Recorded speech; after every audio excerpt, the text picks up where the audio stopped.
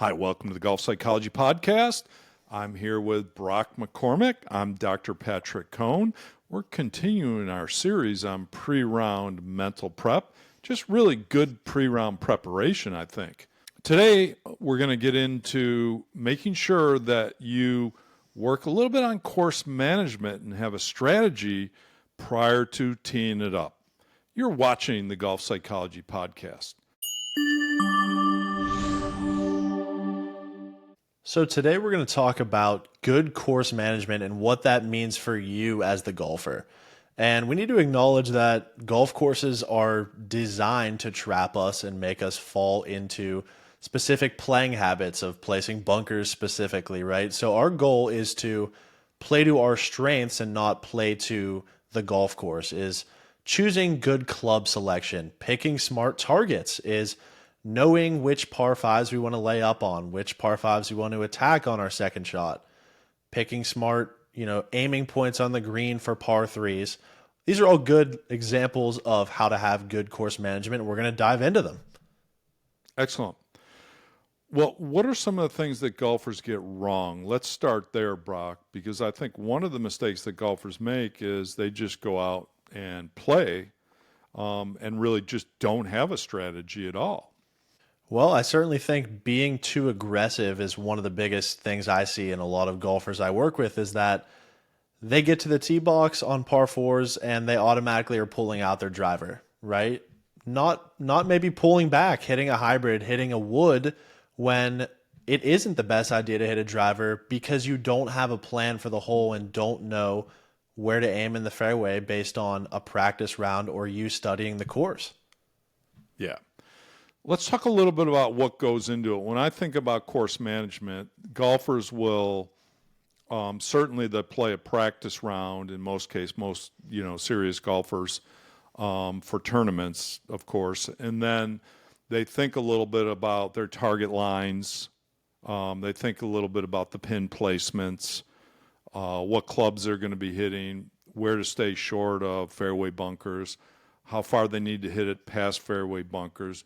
Is that what you think about when golfers are thinking about their course management and game plan? Absolutely. And one of the biggest problems that not having a plan causes for you out on the course is indecision and potentially rushing and panicking based on not having a plan at all. Is, well, I don't know what club to hit here, so I got to just go with my best guess. Our goal with having a good plan and good course management is for you to be able to be athletic and be automatic when it's showtime, is that you can rely on your plan and execute instead of thinking about having to analyze the hole. You're already ready to just go out and let it happen because you've already studied the course ahead of time. Yeah, Brock, I think a big part of it for golfers, I like to work on the par five strategy because I think that's a spot where golfers can get very indecisive on what they want to do. So from my perspective, a par five strategy is it going to be a layup hole from the start? Or is it going to be you're going for it from the start? It's not always that simple, is it? Because of the wind direction. So what I tell my golfers is, for this particular hole, with what's surrounding the hole, what club can you conservatively or confidently hit in the fairway to go for it? For example, if it's going to be a 3-wood in your hand, are you confident given the setup of the hole and what's around the hole? Maybe you need an iron. Do you need an iron? Do you need a hybrid, for example? Decide ahead of time what club you need in your hand to go for it in two. And I think a lot of time that will dictate the strategy. Definitely. And one analogy that I like to use is being a scientist and being an artist out on the course, that use a practice round or use previous rounds or studying the course ahead of time to be a scientist, to understand yardages, and this is my layup club and this is my attack club if the situation calls for it. Then when you get to the course, you allow yourself to be an artist and be athletic. We don't want to get into that scientist mentality during the round. It's going to cause us to tighten up, second guess ourselves, and get too technical. Yeah, and lastly, for the good golfers out there, really the low handicap to more of the professional golfers is understand where you want to be on the green given the pin placement. Sometimes when you have greens that are extremely sloped, you don't want to be above the pin, for example. That makes sometimes a very difficult putt.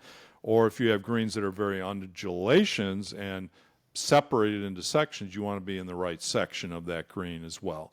Any other tips on your side, Brock, for the course management and game plan?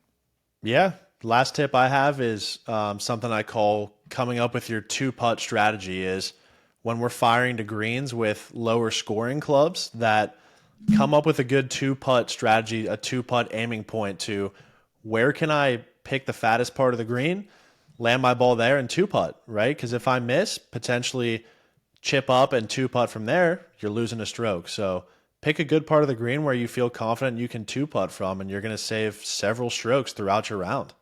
Well, I want you to have that one putt mindset, Brock. Let's stop the two putting. But yeah, definitely for higher handicapped amateurs, that's very, very important because it's hard to two putt when you're hitting it 50, 60 feet all day. All right. Thanks for joining us on the Golf Psychology Podcast. If you want more details about mental performance coaching with Brock or myself, jump over to peaksports.com and check out our mental coaching programs. In addition, you can go over to Sports Psychology Golf and download a free ebook about improving your pre-shot routines. Thanks.